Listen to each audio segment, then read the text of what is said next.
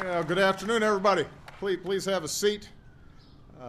We are here today to celebrate a great American sport.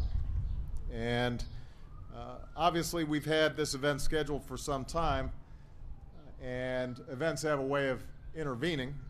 Obviously, our minds right now are very much with our fellow Americans and fans and competitors from all over the world who woke up yesterday and went to run and cheer on at another terrific sporting event, the Boston Marathon. So I know the entire NASCAR family shares with me just an incredible sense of loss.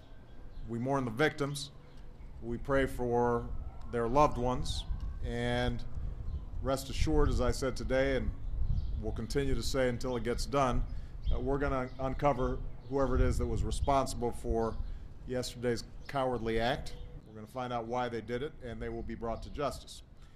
But one of the things that I firmly believe in is that America is strong and we are resilient, and we don't let such cowardly acts get in the way of our lives.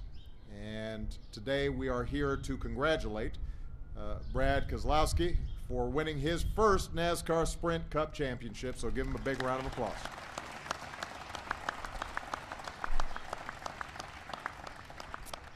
I don't think a single one of Brad's fans has forgotten the post-race interview he gave on SportsCenter after taking the Cup in the Homestead last year. It was memorable for a few reasons, but mostly it was a celebration with the fans that helped to make his victory possible. And Brad said on that day, life is a team sport, and I have the best team. My family, my friends, my fans, my co-workers. Without them, I am nothing. That's what Brad said. And that's really what life's all about. Our family, our friends, our co-workers, everybody who makes us who we are. The people who are there through triumph, but also through tragedy and hardship. The people who cheer us on when we succeed, and who pick us up when we fall. That's who we remember. That's what matters in life as well as in sports. Now, Brad is a heck of a driver, but he and every other driver rely on a whole team of people to keep everything running right. Because if one thing goes wrong, a slow pit stop, a missing lug nut, a flat tire, if one person is not doing his or her part, that can cost you the race. And Brad will be first to tell you that it was his crew's consistency throughout the season that put him in a position to take home the Cup. The partnership between Brad and his crew chief, Paul Wolfe, who is here today, is admired and well known around NASCAR world, so give Paul a big round of applause.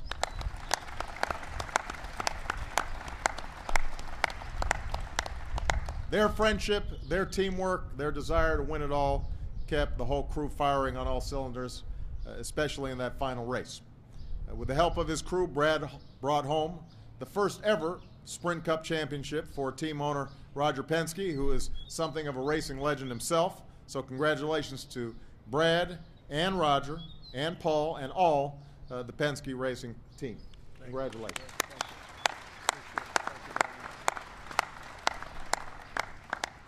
Now, folks, I was just talking to Brad on the way out. People who've known Brad a long time aren't surprised, I gather, that he's up here because he practically grew up on a racetrack with his dad and his uncle, tinkering on cars, working the crew for their family-owned race team before he got behind the wheel. He had it in his blood from the beginning, his racer's mentality, his commitment to the team, and his belief that you've always got to keep pushing to be your best. That's why he started the Race to Recovery program through his Checkered Flag Foundation. Race to Recovery recognizes wounded warriors who've worked hard through intense rehabilitation to come back from their injuries. And those brave warriors get to head down to the track for a VIP experience and a chance to ride shotgun with Brad. Because for Brad, our veterans are an important part of his team. Again, I'm going to quote him. I couldn't do what I do on the racetrack without these men and women making the sacrifices that they do for me. So, Brad, I want to thank you for visiting with some of our wounded warriors later this afternoon. And I want to thank you as well as the chairman and CEO of NASCAR, Brian France, who's here, for not only being present at this celebration, but your long tradition of honoring our troops and our veterans. We very much appreciate it.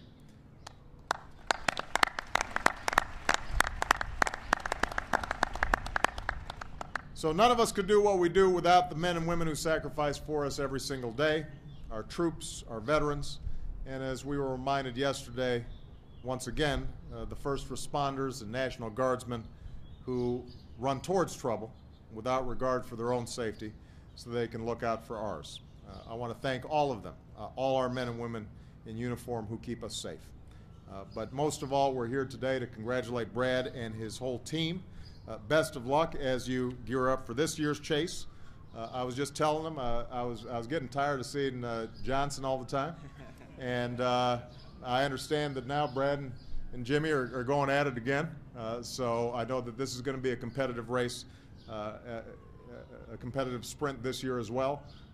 And I know that all the drivers in NASCAR bring great joy to their fans, great competitive spirit to what they do every single day. It is a unique American sport, and we are so proud to support it. So, Brad, congratulations. Great job. Thank you very much. Appreciate it, sir.